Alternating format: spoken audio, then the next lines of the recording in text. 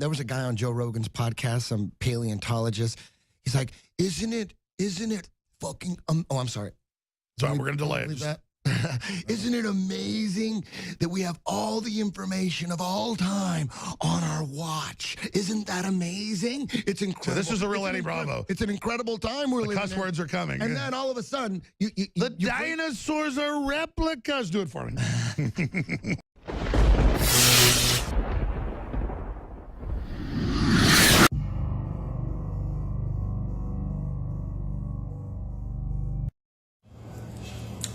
Hello.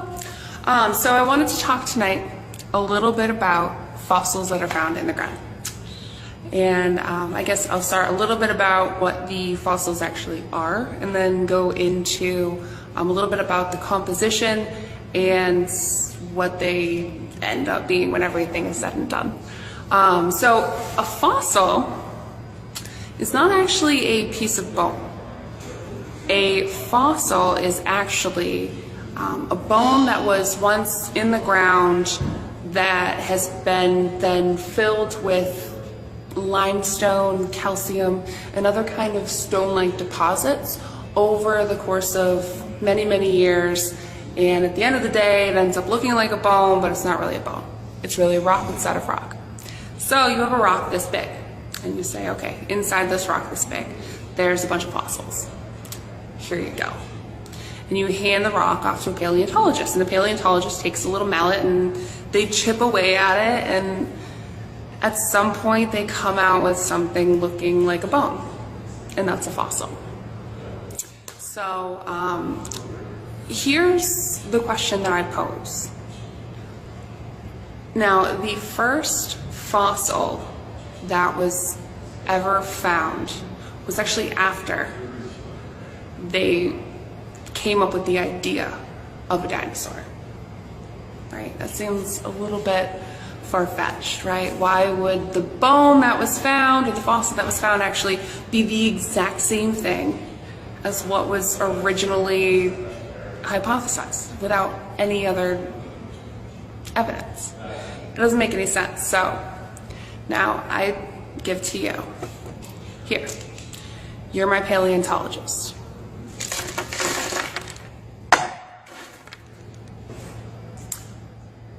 Turn that into what it was before I ripped it apart. Here. You can have some spackle too. As much spackle as you want. Here, turn this into what it's supposed to be. All right. Who knows what you're going to come up with, right?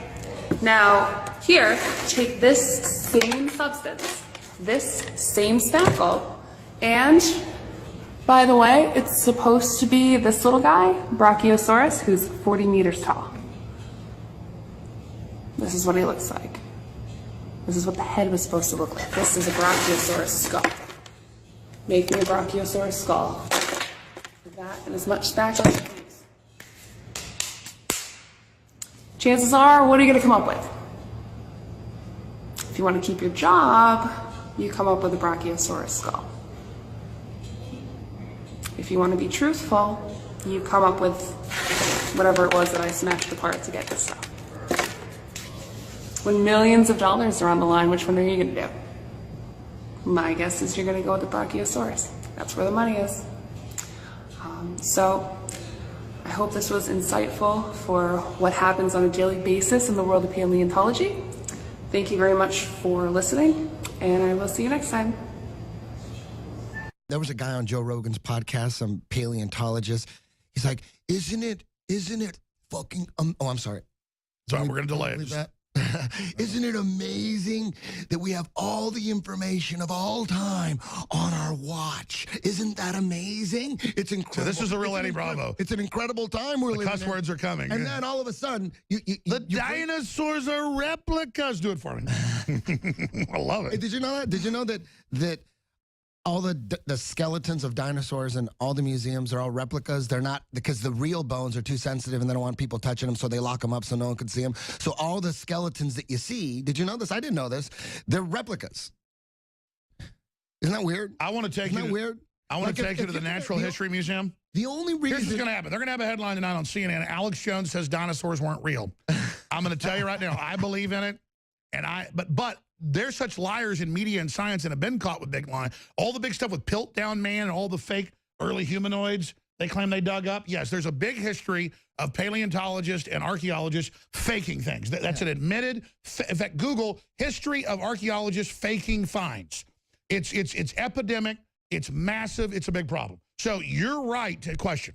Yeah, if there's something out there that I got to take some unknown scientist's word for, some unknown government scientist's word for, and there's science that we don't know anything about the experiments, we just got to take someone's word for it, a government scientist. Well, my grandfather was an archaeology major at UT. Yeah. After World War II.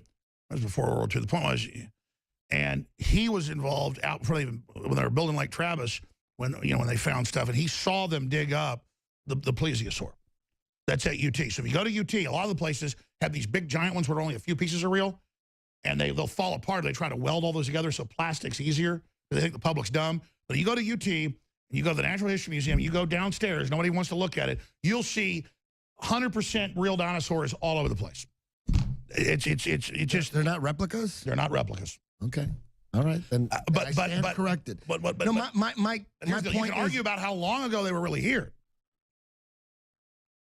Well, my point is, if you go to a museum and there's a dinosaur skeleton and it's a replica, it's only cool to see a dinosaur skeleton if it's a real dinosaur skeleton. If it's fake, you might as well put skin on it. No, I agree. When you go to the New York Metropolitan thing or the Smithsonian, most of it are replicas. It's only cool if they're real. If it's not real, and then they call it a conspiracy theory if you say it's a replica.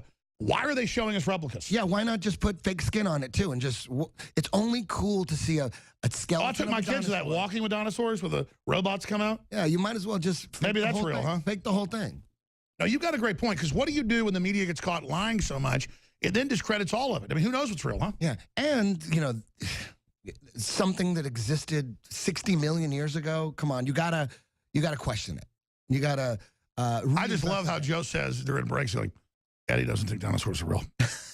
He says it like that. Like, hey, I'm just questioning it, man. No, I hear you. Look. An alligator's not in the dinosaur family, but it's even predates dinosaurs. Yeah. I mean, you get a 24-foot-long saltwater crocodile. That's a dinosaur.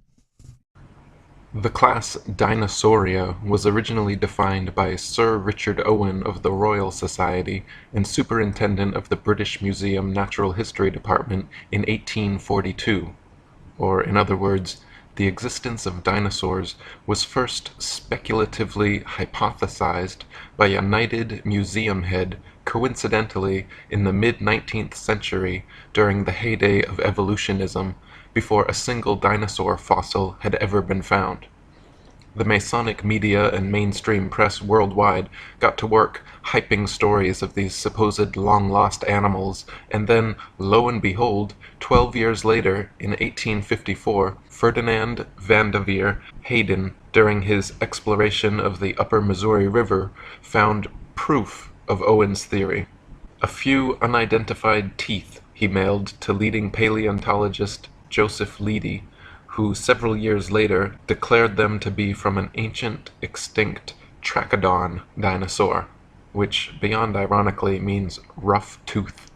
Firstly, it should be needless to say that it is impossible to reconstruct an entire hypothetical ancient animal based on a few teeth. But even more importantly, it is dubious that a myriad of ancient reptile, bird, and reptile mammal transitional forms necessary for the blossoming theory of evolution would be hypothesized and then conveniently discovered by teams of evolutionist archaeologists purposely out looking to find such fossils. And it is even more dubious that such fossils have supposedly existed for millions of years, but were never found by or known to any civilization in the history of humanity until evolutionism's Masonic Renaissance in the mid-19th century. David Wozni wrote, "Why are there no discoveries by Native Americans in all the years previous when they roamed the American continents? There is no belief of dinosaurs in the Native American religion or tradition. For that matter, why were there no discoveries prior to the 19th century in any part of the world? According to the World Book Encyclopedia, before the 1800s, No one ever knew that dinosaurs existed. During the late 1800s and early 1900s, large deposits of dinosaur remains were discovered. Why has man suddenly made all these discoveries? No tribes, cultures, or countries in the world ever discovered a dinosaur bone before the mid-1800s, and then they were suddenly found all over the world in North America, South America, Europe, Asia, Africa, Argentina, Belgium, Mongolia, Tanzania, West Germany, and many other places apparently had large deposits of dinosaur fossils never before seen. All these places were inhabited and well explored for thousands of years before this time. Why had no one ever found a dinosaur fossil before? According to the book The Dinosaur Project, paleontological journalist Wayne Grady claims the period following this, from around 1870 to 1880, became a period in North America where some of the most underhanded shenanigans in the history of science were conducted. In what was known as the Great Dinosaur Rush, or the Bone Wars, Edward Drinker Cope of the Academy of Natural Sciences and Othniel Marsh of the Peabody Museum of Natural History began a lifelong rivalry and passion for dinosaur hunting. They started out as friends, but became bitter enemies during a legendary feud involving double-crossing, slander, bribery, theft, spying, and destruction of bones by both parties. Marsh is said to have discovered over 500 different ancient species, including 80 dinosaurs, while Cope discovered 56. Out of the 136 dinosaur species supposedly discovered by the two men, however, only 32 are presently considered valid, as the rest have all proven to be falsifications and fabrications. None of them once claimed to find a complete skeleton either, so all their work involved reconstructions. In fact, to this day, no complete skeleton has ever been found, and so all dinosaurs are reconstructions.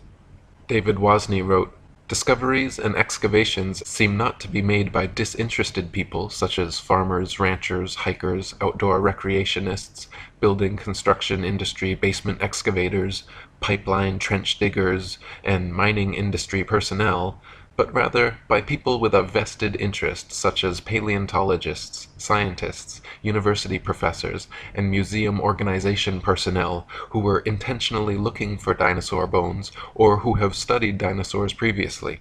Finds are often made during special dinosaur bone hunting trips and expeditions by these people to faraway regions already inhabited and explored. This seems highly implausible. More believable is the case of the discovery of the first original Dead Sea Scrolls in 1947, which were unintentionally discovered by a child and which were all published by 1955. In some cases of a discovery of dinosaur bones by a disinterested person, it was suggested to them by some professional in the field to look or dig in a certain area. Also very interesting to note are special areas set aside and designated as dinosaur parks, for which amateur dinosaur hunters are required to first obtain a dinosaur hunting license. Whatever destination these establishment-funded archaeologists and paleontologists set, it seemed they found incredible numbers of fossils in tiny areas. In one of the largest dinosaur excavation sites, called the Ruth Mason Quarry, over 2,000 fossils were allegedly discovered. Casts and original skeletons assembled from these bones are currently on display in over 60 museums worldwide.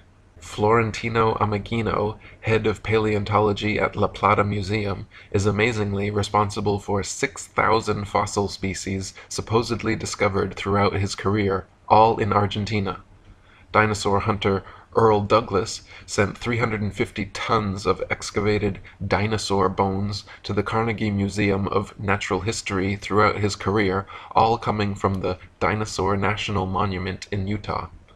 During an expedition to Patagonia, Dr. Louis Chiappe and Dr. Lowell Dingus supposedly discovered thousands of dinosaur eggs at a site of only a few hundred square yards.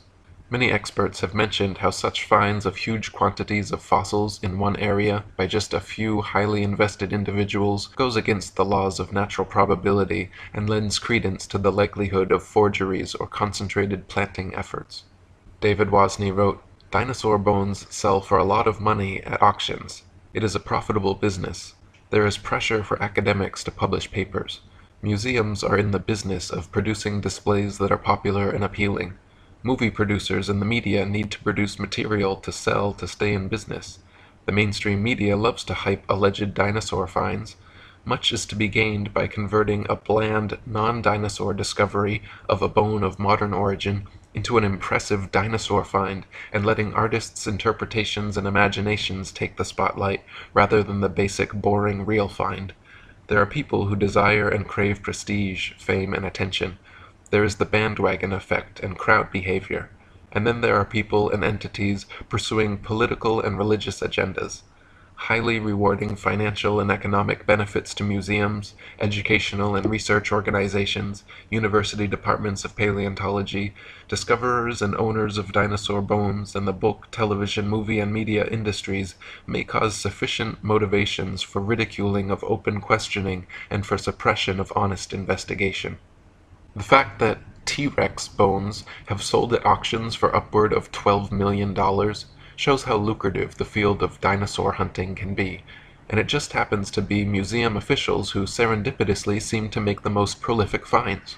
The first dinosaur to ever be publicly displayed was the Hadrosaurus folci at Edward Drinker Cope's Academy of Natural Sciences in Philadelphia.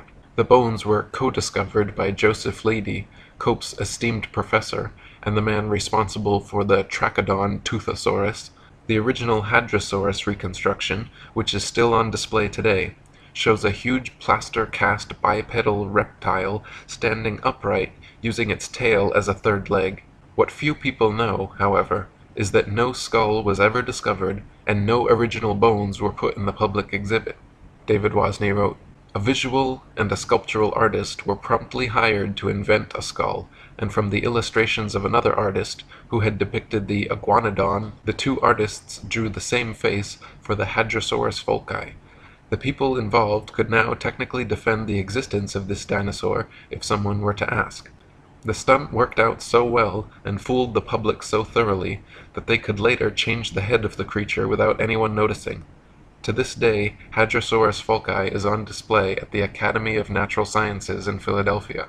The bones are said to be kept behind heavy closed doors, but a plaster copy is exhibited in their place. So we learn of an iguana skull being substituted for the skull of a dinosaur on display. What was the public told at the time? What are we not being told today?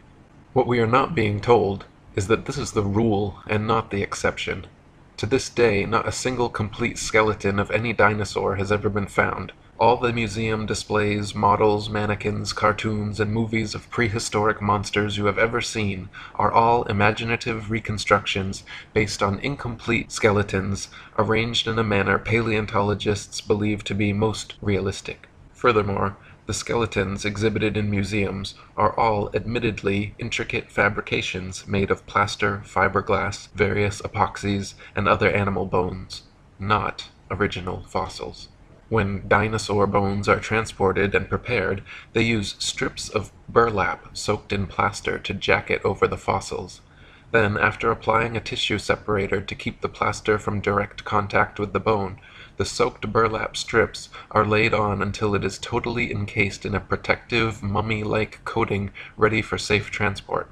In an article titled, "A Fossil's Trail from Excavation to Exhibit," one insider remarked that, "Through mold making and casting, we can totally fabricate limbs, ribs, vertebrae, etc. for the missing pieces of an articulated skeletal mount. Plaster, fiberglass, and epoxies are often and commonly used. In reconstruction work on single bones, small to large cracks can be filled in with mache or plaster mixed with dextrin, a starch that imparts an adhesive quality and extra hardness to regular molding plaster.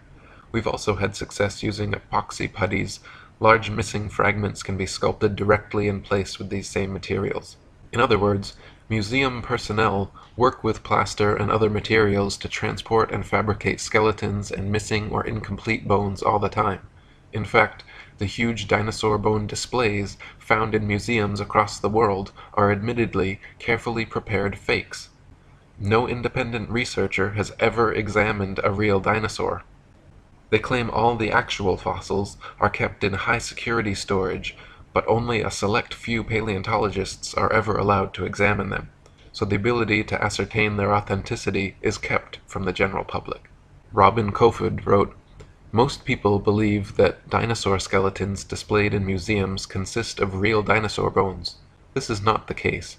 The real bones are incarcerated in thick vaults to which only a select few highly placed researchers hold a key, which means that no independent researcher has ever handled a Tyrannosaurus rex bone. When people unaffiliated with the paleontological establishment attempt to gain access in order to study these dinosaur bones, they are met with refusal upon refusal. Only around 2,100 dinosaur bone sets have been discovered worldwide, and out of these, only 15 incomplete Tyrannosaurus rex bone sets have been found. These dinosaur bone sets have never formed a complete skeleton, but from these incomplete bone sets, paleontologists have constructed a hypothesis about the appearance of the whole skeleton, which they have modeled in plastic. If thousands of long necks and large carnivorous reptiles had really roamed the earth, we wouldn't only have found 2,100 dinosaur bone sets, but millions of bones, with ordinary people tripping over them when digging in their vegetable patches. David Wozni wrote, "When children go to a dinosaur museum, are the displays they see displays of science, or displays of art and science fiction? Are we being deceived and brainwashed at an early age into believing a dinosaur myth? Deep, probing questions need to be asked of the entire dinosaur business. There may have been an ongoing effort since the earliest dinosaur discoveries to plant, mix, and match bones of various animals, such as crocodiles, alligators, iguanas, giraffes, elephants, cattle, kangaroos, ostriches, emus, dolphins, whales, rhinoceroses, etc., to construct and create a new man-made concept, prehistoric animal called the dinosaur. Where bones from existing animals are not satisfactory for deception purposes, plaster substitutes may be manufactured and used. Some materials similar or superior to plasticine clay or plaster of Paris would be suitable. Molds may also be employed. What would be the motivation for such a deceptive endeavor? Obvious motivations include trying to prove evolution, trying to disprove or cast doubt on the Bible and the existence of a God, and trying to disprove the young Earth theory. The dinosaur concept implies that if God exists, he tinkered with his idea of dinosaurs for a while, then probably discarded or became tired of this creation, and then went on to create man. The presented dinosaur historical timeline suggests an imperfect God who came up with the idea of man as an afterthought, thus demoting the biblical idea that God created man in his own image. Type dinosaur skulls into a search engine, and you will find a variety of replicas, tailor-made dinosaurs, and museum-quality skeletons. One of the largest and most renowned suppliers of fake dinosaurs is the Zigong Dino Ocean Art Company in Sichuan, China, which provides natural history museums worldwide with ultra-realistic dinosaur skeletons made from real bones. Chicken, frog, dog, cat, horse, and pig's bones are melted down, mixed with glue, resin, and plaster, then used as base material for recasting as dinosaur bones. They are even given intentional fractures and an antiquated, fossilized look to achieve the right effect. Their website boasts over 62% of our output goes to American and European markets, which means we will understand and are familiar with the intricacies and regulation of exporting to these regions. Since we are a partner of dinosaur museums, all products are made under the guidance of experts of the Chinese Academy of Sciences. We have gained a global sales network reaching the USA, Brazil, France, Poland, Russia, Germany, Saudi Arabia, South Korea, Thailand, Indonesia, exhibited in Peru, Argentina, Vancouver, Cincinnati, Chicago, and other places.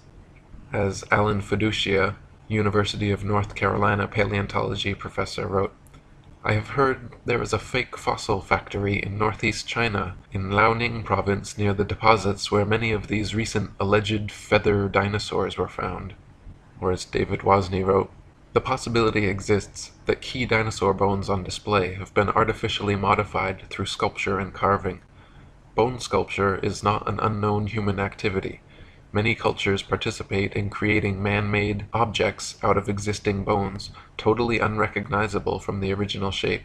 Is the dinosaur industry a customer of this sort of business? Is it possible that dinosaur skeleton replica are secretly assembled or manufactured in private buildings out of public view, with bones artificially constructed or used from a number of different modern-day animals? Why bother having any authentic original fossils at all if alleged replicas please the public? Another problem with dinosaurs is their unnatural structural dynamics. Many dinosaur skeletons and reconstructions feature bipedal monsters like the T-Rex with a forward-leaning torso and head far larger and heavier than its counterbalancing tail. Many museum displays cannot even stand up under their own weight. It is highly unlikely that beasts this large and disproportionate could exist at all. The loads acting on their skeletons are so great that calculations indicate the bones of the largest dinosaurs would buckle and crack under their own immense weight. Experts have also pointed out that dinosaurs would have to have moved much slower than portrayed in movies to prevent sudden shocks to their skeletons. David Wozni wrote, "This idea of slow-moving animals does not agree with the biomechanical analysis of dinosaurs, which indicate that the dinosaurs were agile, active creatures. This is the paradox between the dinosaur's size and lifestyle. Many displays and drawings of dinosaurs appear to be an absurdity, showing a two-legged animal that would be totally off balance, with the weight of head and abdomen much greater than weight of tail, which is supposed to act as a counterbalance. Is the dinosaur industry a case of science trying to meet public desires or expectations? The movie Jurassic Park is an example of showing dinosaurs much larger than any current displays in museums. After the movie came out, it is interesting to note that many articles were written asking, "Is this possible?" I can recall a report of dinosaur DNA being discovered preserved in amber, which later turned out to be false. Robin Kofod wrote, "Overall, several millions of dollars have been spent promoting the existence of dinosaurs through movies, TV, magazines, and comics. The world of movies and paleontology are like Siamese twins. People's view on the existence of dinosaurs is based not on firm evidence, but on Hollywood-fixated artistic impressions. Documentaries colorfully illustrate each dinosaur's characteristics, like colors, weight, and muscle mass, but Don Lessam, advisor for Jurassic Park, admits that this is pure guesswork. Consider, for instance, the question of how much these dinosaurs weigh. Don Lessam says, "Scientists don't know how much dinosaurs weighed."